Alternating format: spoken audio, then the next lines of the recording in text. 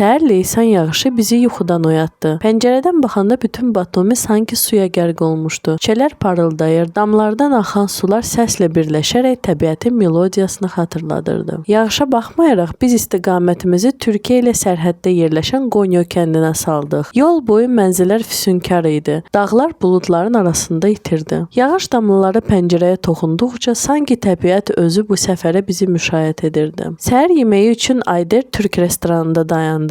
Burada klassik Türk kahvaltısı, pendir, zeytun, bal, təzə çörək, yumurta ilə süfrə bəzənmişdi. İsti çayın qoxusu və yağışın səsi birləşib sanki ruhumuzu isidirdi. Daha sonra Qonyo qalasına yollandıq. Bu qala qədim Roma dövrünə aid tarixi abidədir. İlk dəfə tarixdə 1-ci əsrdə xatırlanıb. 2-ci əsrdə bu ərazi ekologiyada möhkəmləndirilmiş bir Roma şəhəri idi. Sonrakı dövrlərdə Bizans, daha sonra isə Osmanlı imperiyasının tərkibinə düşüb. 19-cu əsrin sonlarında isə Macarıstanla birlikdə Rusiya imperiyasına qatılıb. Qədimdə burada teatr və ipodromda fəaliyyət göstərib. Əfsanəyə görə burada Havari Mətfeyin məzarı yerləşir. Lakin bu ərazi arxeoloji qazıntılar üçün hazırda bağlıdır. Qalanın həyətində yerləşən tapıntılar muzeyinə daxil olduq. Burada min illərlə yaşı olan saxsı qablar, dəmir alətlər, döyüş oxları və qədim silahlar nümayiş olunur. Həyətin özü də sanki tarixlə nəfəs alırdı. Daş divarların arasında gəzərkən keçmişin sükutunu hiss edirdin. Sonra yolumuzu Batuminin məşhur balıq bazarına saldıq. Bazar insanlarla doluydu. Hər kəs ən təzə balığı almağa tələsirdi. Burada müxtəlif dəniz məhsulları, nərə balığı, qızıl balıq, krevetlər, asminok, lobster və daha nələr satılırdı. Bu bazarın ən maraqlı xüsusiyyəti isə ondan ibarətdir ki, bazarın yanında balıq restoranları yerləşir. İstədiyin balığı bazarda alırsan, restorana aparırsan və orada sənə istədiyin şəkildə pişirirlər. Restoranlar birbaşa dənizin üzərində yerləşir. Bu isə yeməyə xüsusi bir ləzzət və ab-hava qatırdı. Biz təmizlənmiş krevetlər,